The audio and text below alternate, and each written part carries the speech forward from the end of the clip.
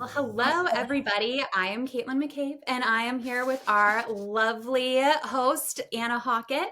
And, this is a Rackame sponsored podcast where we talk everything from customer communications, data, print, technology, mail, and of course, the sexy side of print.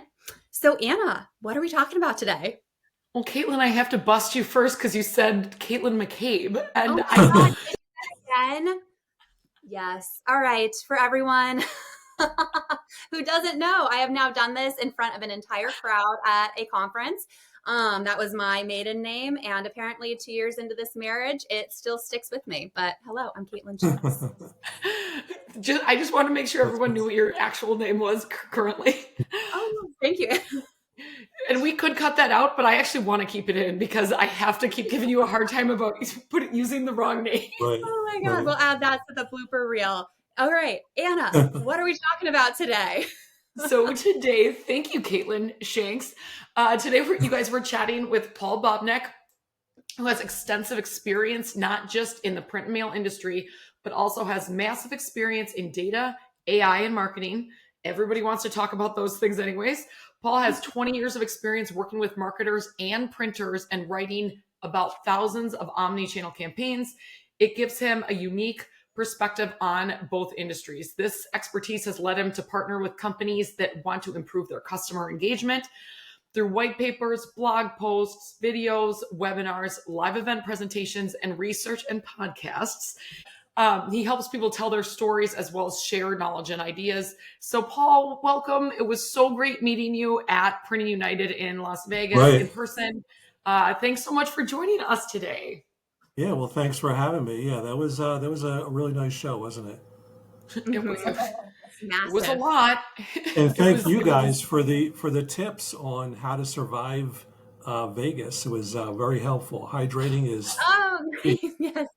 Our conference must-haves. We live and die by those. right. I mean, once you have the hydration, sunscreen, and comfortable shoes, that covers most of what could be a problem. So Especially in Vegas. You have to stay yeah, healthy. right. Yep, exactly. Absolutely. Well, it was so great to meet you there, and thanks so much for joining us today. There is one other thing I was going to mention in your intro. Typically, we keep this very light, but on the intros, I like to make sure I'm reading something. But the other thing that I wanted to mention was one of the things that really struck me about you is really understanding different strategies and tactics to reach your end customer. So that's one thing that we'll definitely talk through today. But I just kind of wanted to give you a little bit more of a plug there as far as, we'll get into some of your history and things, but there's some really interesting things that I can't wait for you to share with everyone as far as really understanding strategies with both print and mail, as well as like all over marketing and customer communication. So we'll definitely get into that too. But Caitlin, what do you want to start with here today? I know. Well, there's so much, but I think let's just dive right in and let's start talking about the data because as we all know, data has seen an evolution and it's now skyrocketing. I think I pulled up a stat today and it was, where'd it go? Oh yeah, that approximately 402 million terabytes of data are created each day. So it is absolutely something that touches all aspects of our lives, including that of print and mail. And so when we're looking at data, maybe Paul, how do we incorporate that into our direct mail campaigns? Well, data is basically the king of direct mail. That's like a line I use in a lot of my writing because it's so true. Basically, data has been the king of direct mail going back to the 80s, which is before my time, but I'm familiar enough with it that once you started to have like massive computer databases, coming into force in the 80s, that was like really the start of mass mail because before it was like, very manual process of, printing address labels with like, just basic name and address, something very simple. And databases were very disjointed and very thin. And with the beginnings really of like the digital ages, you had these massive databases that were being created, and of course that only got accelerated by the internet, right? So um, data is key to everything. And there was like a guy named Ed Mayer back in the '60s who said that the success of a direct mail campaign is based 40% on your list, which now we call data, 40% on your offer, and 20% is everything else. And there's like huge amounts of attention in direct mail marketing on the other stuff, like the format you're using or your postage, or should you put two components inside an envelope or three? Should you do this? Should you do that? And that's all important. There might be like, this is the importance of testing, is you can test packages against each other, especially if they're really different, if they're not like minor variations. But if you're talking about like big differences between a variable, uh, you can test those little things, but really where the attention has to be is your data. Data is everything. And today, with all the tools that are available, instantly, and where everything is updated or should be updated instantly, you can do anything with it. And that's why it's, an exciting topic. And I've met people who are far more knowledgeable and far more excited about it than I am, but I can see like the possibilities, which is why it's so cool. Absolutely. So, Paul, like what back in when you started to get into this, or like when you're talking about the 80s, was it back was it must have been a completely different ballgame at that point then, as far as like the entire direct mail industry. And like would you talk a little bit about like some of the, like obviously with the not invent, but the way that data started taking over and being able to do these mass mailings. Will you talk about like the evolution of what you've seen? Because I can't, and I'm not saying that Right. you're like this old guy that's been in the industry forever. Right. I'm just like, it's when you think about the data specifically, there has to have been some just massive, massive changes compared to where we're at today to where we Yeah. were even 20 years ago.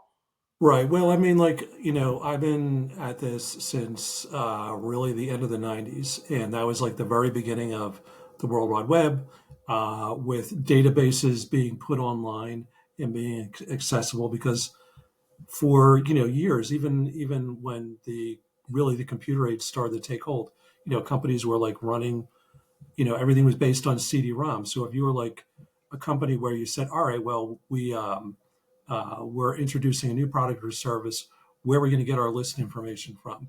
And it would be like, all right, well, we know that we're getting an update on CD-ROM like every so often. That takes time. You have to have the CD-ROM shipped and every. I mean, it's like it was a very laborious process. So everything being available online and tied together really sped things up. And what I saw when I was starting with Who's Mailing What was, and is this direct mail competitive intelligence service that collects direct mail from a panel of consumers all across the country, right?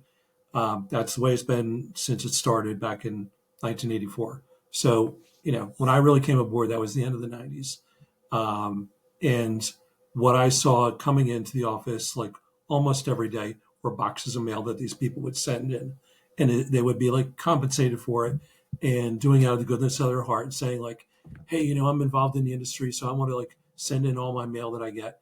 And you would look at it, and there would just be like um, 5 copies of one catalog and 3 copies of a fundraising appeal identical to each other. And what that showed is that like a lot of companies were mailing, the same mailing piece to one person, but we're pulling it from different sources. If they were sending a mailing based on one list and then sending another mailing based on another list, but it's the same package, you wind up with a lot of duplication.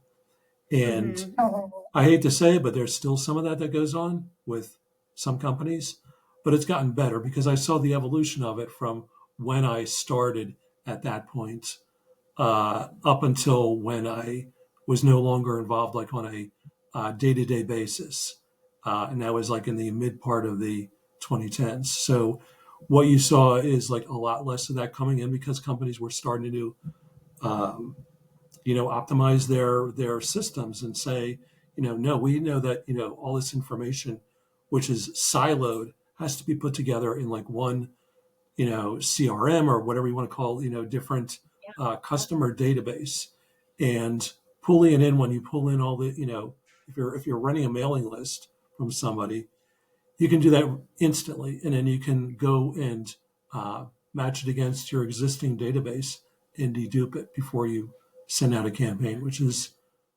the least that you should do among all the other things. It's the green flag. I was just gonna say, I feel like we're with our new theme Yes, here, that's a Caitlin. green That's flag. a green light right there. We're Yes. going okay. We are kind Yeah. of getting ready for Christmas in a way too. Look at that. Oh wow, that fits too. Well, holiday Absolutely. So, Paul, like I know we've talked about this, but like when you say you're physically opening the mail back then, correct? Right. Yeah. Right. Yeah. What that was is every month for several years, for like really, I'd say about 10 years or so. No, wait a minute, it would be about 14 years or something like that. There would be these boxes coming in, probably 4 to 5,000 pieces a month. And me and a couple other people, we would like go through it and have to organize it. And that's where you saw the, the horrible problem of all these duplicates. And you think about that, like the volume of direct mail in the United States, just sheer number of pieces peaked in 2006. And Okay. by up to about now, it's decreased, I think, by about maybe 40%, something like that. The volume has dropped off dramatically. And a lot of that is first class, like letters and correspondence and invoices, things like that. But a lot of it is really marketers being smart.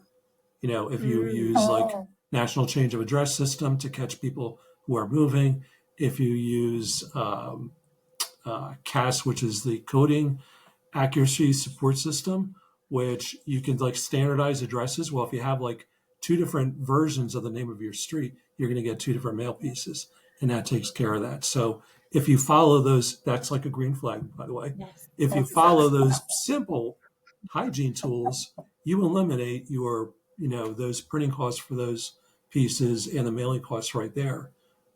Again, my experience is like a lot of companies have gotten a lot better at that because they have to. I mean, postage increases the last 4 years have been like really tough on a lot of companies, and Of course. um, That's why when I you hear know, about the duplicate mailings, I'm like, number one, that's so expensive. Like they're right, wasting, and that's when Caitlin and I get pieces of mail that aren't. We're like, especially since we're in this industry, we're like, what are they thinking? Why are they wasting all this money on right, sending the wrong demographic, the wrong? Again, it comes down to the data. They're using the wrong data for whatever reason, and that equates to money. So I think that that's like a huge red flag to me. Is like if you're not using if you are using the wrong data, it's just a ton of money going out the door.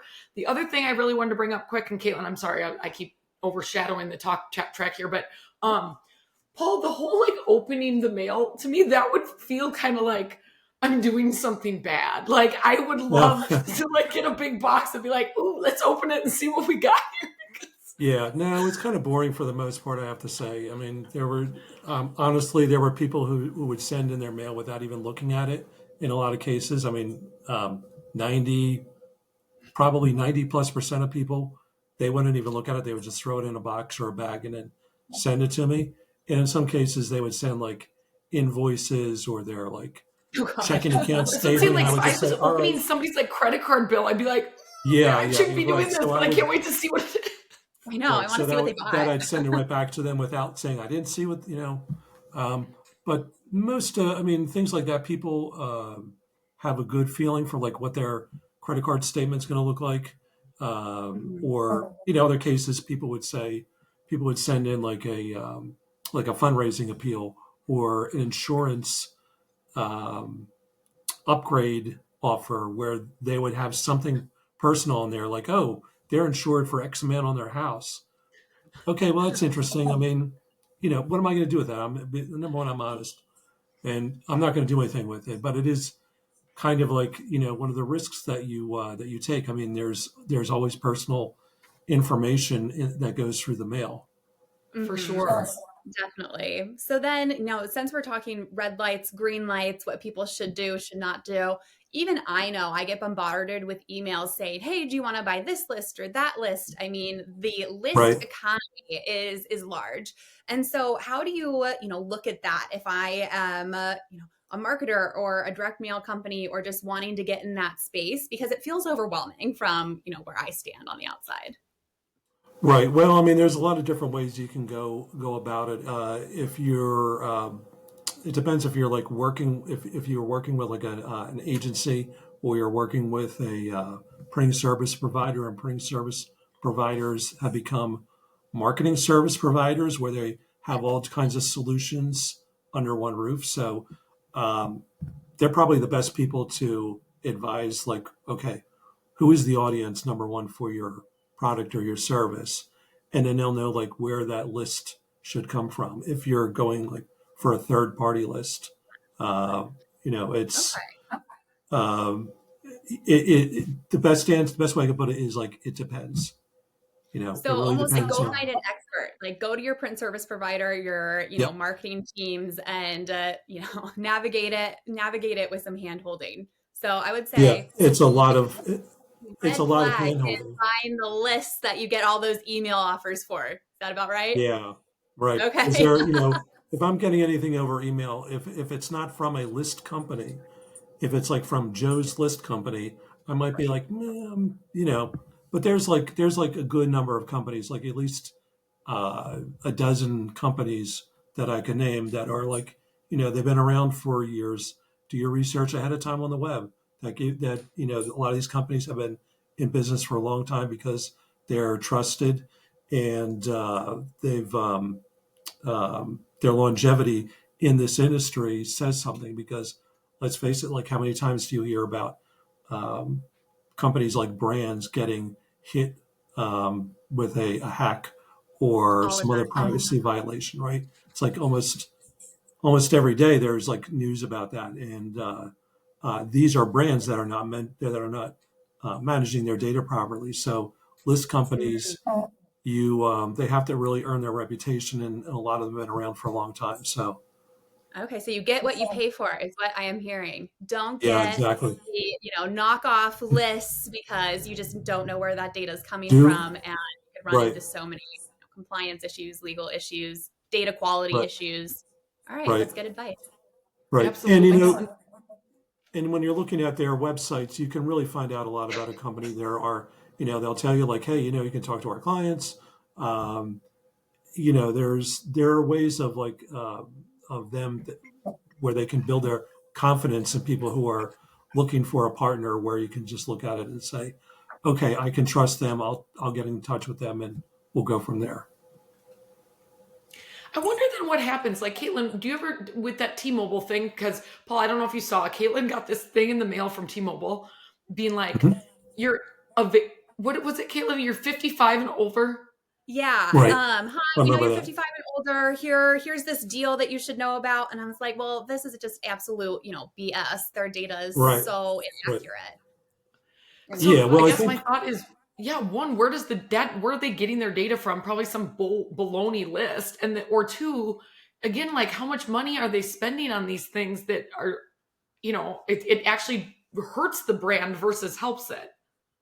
right. Well, I mean, T-Mobile, I know that they obviously, like, the point of the offer is that they have these programs, plans for people who are 55 plus, right? I think is what it is. Hmm. So, Yeah. I think what they did is they got a list from, or their agency or whoever does their direct mail work, got a list from a company for people who are um, uh, in the market for other products, who are happen to be 55 plus, but they didn't match it against um, Any of their your name, Caitlin, and say, hey, wait a minute, exclude anybody who is below age 55. Mm. You Okay, so know, just sort it's of a the common, hygiene and accuracy, all of that footwork that you put in and all that work you do at the beginning of your process is going to pay absolute dividends and would be a green card. I was going to say that's Yeah. like And doing the work up front helps on the back end like tenfold. because you'll get plenty of people who will say, hey, wait a minute, I'm 34 or whatever, I'm not 55 plus, and they'll toss it. Now, how many people, multiply that across the country? How many people did that? Probably a lot, or maybe Oh, not. But the point is why risk that when you can, again, do that part of the job at the front and exclude people who have that, it'd be like saying, well, you can like mail an offer to people for this product or that product, only to find out like there's no stores for that company in your geographical area. Like, why would you send it out to people who aren't in your geographical area? Right. Do it at the front. okay. Paul, what about like, you were saying before, it's 40% who you're sending it to, Yep. 40% your message or your offer, and then Right. 20% the other stuff. Right. Like when we're talking about data, obviously who you're sending it to, that like data is involved in every single piece of it. I guess. So Yeah. what I guess what would you suggest, or what do you think if someone came to you and said, "Hey, we are really struggling." Like, do you ever have people come to you, maybe this is the question, and they're like focused on the wrong things instead of like understanding that Yeah. that's the way it's really broken down? Yeah. I mean, there's differences of opinion about that. I think some people would even say that really, if you add up data and the offer, that could even be more than 80%. It could be more like 85% because, um, I know that we're going to talk about like VDP, right? Variable data printing. Mhm. If you use variable data, and there are like hundreds and hundreds and hundreds of data points that you can tap into about a prospect or your own customer database, right? Your first party data, all kinds of stuff that you know about your customers besides their name, address, their age, hopefully, but like income level, uh, their geography, the value of their house, the year their house is built, all kinds of stuff. If you're a nonprofit, nonprofits know like all your giving levels and when you Yeah. gave and where you responded to. Was it, did you respond by joining a nonprofit through an email or through a direct mail offer or through social or whatever? All kinds of ways you can gather information and build like a data profile about people.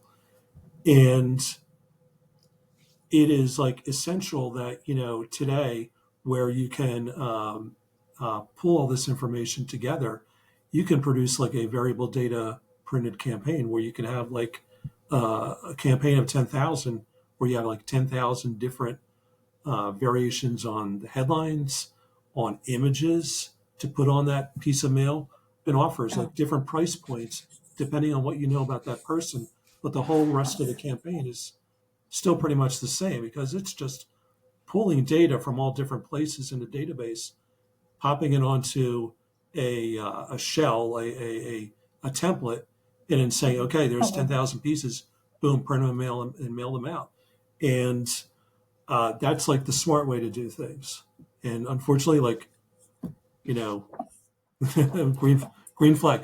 Unfortunately, like, I've been looking at variable at VDP mail for more than 10 years now. And there's still like a lot of places where you look at some offer you get and it's like, yeah, that really is good, but it doesn't really like speak to me directly. Mhm. And, it's like missed opportunities. And, Absolutely. So that's like that's a big red flag, right, Kate? Like, because that's, if you're missing the opportunities Right. to I would say it's potential. I would say it's a yes and no. It is, I think, both because yes, while there's, so much missed opportunity there with all of those pain points, I think is an opportunity in and of itself. That means direct mail has not hit the pinnacle yet. There is still room for improvement. oh, And yeah. whoever can, crack that code and start to do it really well, imagine the ROI that can generate for a business if, you really focus in on how to manage and manipulate and integrate all of that VDP into a mail piece, right? Right. Right. Yeah, absolutely. And I think too, one of the things that happened earlier this year was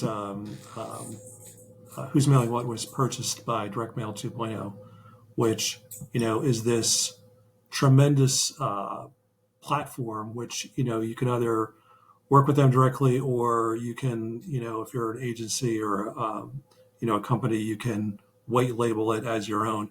But you can put together campaigns that are omni-channel and include not just direct mail, but like email, YouTube, QR codes, retargeting, all these different digital channels. And what it does is it creates a cascading effect where you have instead of like a couple impressions that you can create by like a direct mail campaign and maybe an email campaign that goes out at the same time, or informed delivery campaign. Instead, you have like the message appearing like all these different places, so that if you're like getting an insurance piece, and I don't know that they do this, but let's just say you get a progressive insurance piece, and you get an email, and you get a text, and you get a pop-up on Instagram or Facebook or whatever, in all these different channels, then it creates that multiplier effect on your campaign, and you begin to think like, it generates that thought in your head. Instead of like putting it aside, you might respond to one of them. And a lot of the Yeah. campaigns that Direct Mail 2.0 has produced, it lifts like the response rate dramatically, which is really cool because again, it just operates on that basis. Whereas if you just operate with direct mail like in a silo, nothing else, it'll work maybe, but it's kind of better just to package it with these other channels and multiply the effect of that piece. And again, like it all depends. Like in some cases, you may only want to work with like email and informed delivery and a Facebook ad. In other cases, you may want to go with all the other different channels too. But that's for marketing strategy. That's for people who really, spend a lot of time on that. And that's a lot of work to do that too. Absolutely. Absolutely. That's so funny though, because like when we think about just in our own lives, like how we're targeted, or how like when you get the mail piece, then you get the Instagram ad, and then you get the text message, or you get the email. It's there, like at the end of the day, it's still all of the data that they're Right. either choosing to use or not use. And Katelin, it reminds me of what Deborah Korn was talking about on the podcast with her, where she was like, some print does need to die, and it's the print where you just think that that's the only strategy. You're Right. going to send the same thing that you've always sent because that's what used to work. Right. And then when we talk about, and this is a great segue into the next thing, and we got to wrap up in a little bit here, but the whole like the actual physical pieces and the uniqueness of, and Katelin, you and I have talked about this a ton, the paper and the uniqueness of the ink and the look and feel. Paul, what about that? Like, what are your thoughts on where that's going, or where that's come in the last? Because it's got to be a different ballgame compared to what it was even 20 years ago. Yeah, well, I mean, the whole, application of technologies to print have been pretty astounding. A lot of it is really driven by digital printing, but even offset, has come a long way from what it was, not that long ago, right? But like being able to have that appeal to people, whatever it is you're sending out. I'm sure you or your audience has seen like a lot of and I didn't have an example. Surprisingly, it's around somewhere on my desk or something like that, or my big bin, because I have this big Rubber made tote, like it's like 20 gallons or whatever filled with mail. But anyway, these trailing edge die cut, which is an envelope with one of the horizontal sides where there's a shape on the one side of it, on the one corner, or across the one side, where you can have like a circle or a logo or something that really stands out. These kinds of things, are, first of all, once they're approved by the Postal Service and you're allowed to put them into the mail, they really became something that just physically stands out. Right. Because how many times do you get like um, you get your mail from the mailbox, and there's all these like number 10 envelopes, and it's like, well, that's great, but what really makes them stand out? And Hmm. it's these printing technologies. Like I had this example here of um, this VDP mail, which is an home insurance offer, where they pull publicly available information and put it on this piece, and a publicly available um, Google image from Google Street or whatever it's called, Google Street View, and put that on the card. And this is sent out by an insurance agent saying, "Hey, this is your house." Okay, it's a little creepy, that part of it, but um, Yeah, but that's this is what I know about your house because it's publicly available information, and this is the quote I can give you on home insurance, which is one application. Or like the this piece I got from my debit card provider, where I earn points on purchases, and they tell you like, okay, this is how many points you have. You can log in and get rewards based on the number of points that you've earned. And again, those are like simple things, but they are pretty effective. And like I said, you can also do like variable images, like mhm. that insurance one, and headlines and all kinds of stuff to really stand out. And that's just one thing. But it's highly personable, right? Or Yep. personalized, and Yep. it's like super unique as far as having the image or I mean, I guess that goes in the personalization category too, but then it's got a gorgeous picture on it. It's got I think that there's a lot of ways to make an impact exactly like you're talking about. Right now, like You here's like like gold foiling on this offer from USAA, which is like pretty. Again, it's only on the front and the back, but it's really stands out. It does, yeah. And there are ones where even something physical about the mailing piece, the whole touch aspect really is heightened. If you have like this credit card offer from Chase, where it has like this soft coat, like a vellum like feel, which definitely stands out from some of the other choices, which are like these. Um, Again, Capital One has like a ton of money for all the formats they mail and all the sizes and all the different things that they do. But this has like this sort of linen feel on this envelope. So again, you have the visual appeal, you have that tactile appeal, and if you put that together with your variable data or some other element, the foiling, uh, there's all kinds of coatings and spot inks that you can have applied. I mean, just different elements that really are not that they're not that difficult to do anymore, and that's a great thing. I And I love think it. that's so interesting because, Yeah. we talk so much about data and the data side of it. You're spending money to do data management and cleanup and warehousing and preparation. And it can probably feel a little bit overwhelming. And I bet it's really easy to forget about the other side of it, the Right. sensory side of it, the actual look and feel. And, it sounds like those are both equally important. And if you do both really well, then you're just going to get that multiplier effect. Good data meeting Right. good execution, right? Green flag. Green flag. I Green And flag. like it. I'll give you another green flag too. Is U.S. Postal Service has promotions that they run every year for emerging technologies and how they can basically be used to improve response rates. So in some cases, they're digital technologies like using uh, uh, informed delivery and some other ones, or using uh, voice activation or something like that.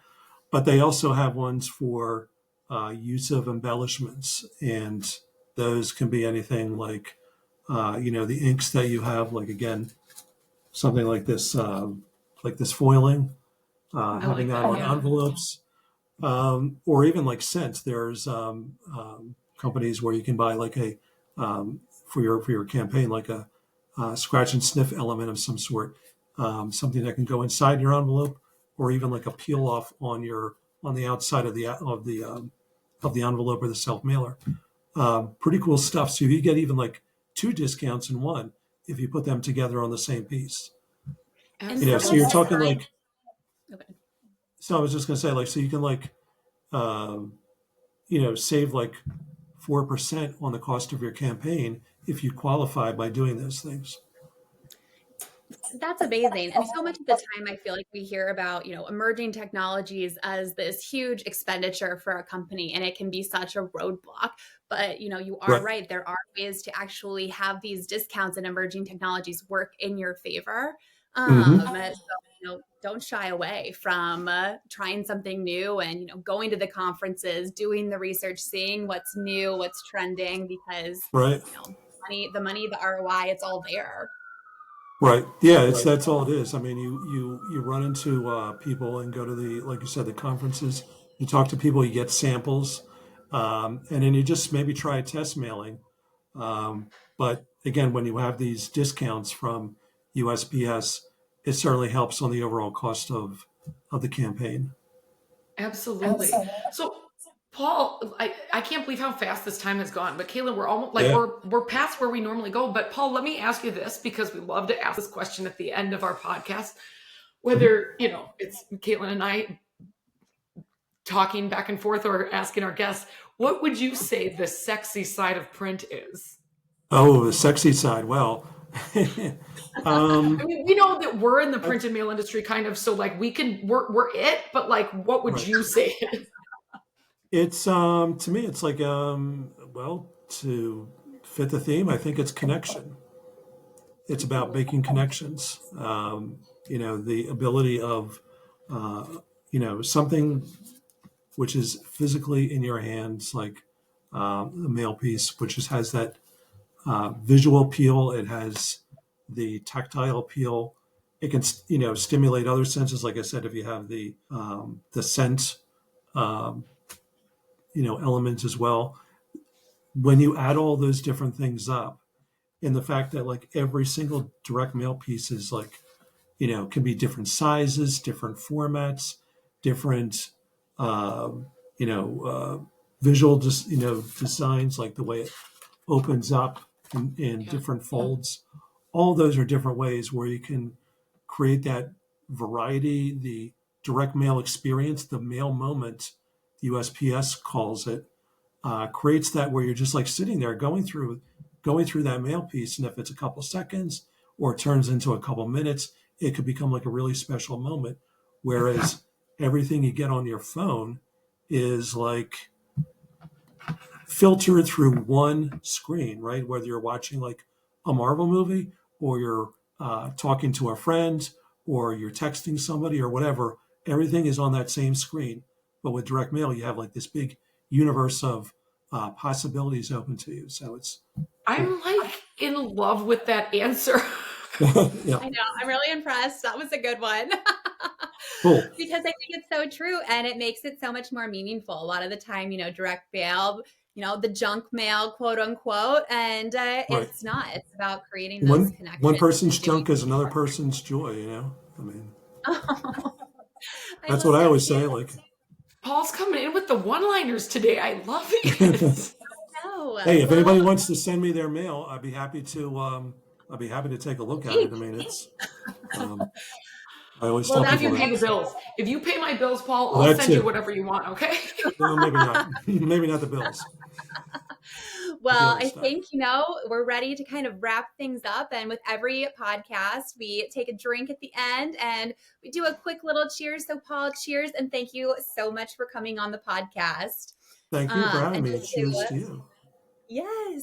And, as everyone knows, if you know someone, or even if you yourself think you should be a good fit for the pod and you want to come have a drink with us and chit chat about everything print and mail, customer communications, please reach out at TWO, two blondes and a printer at gmail.com.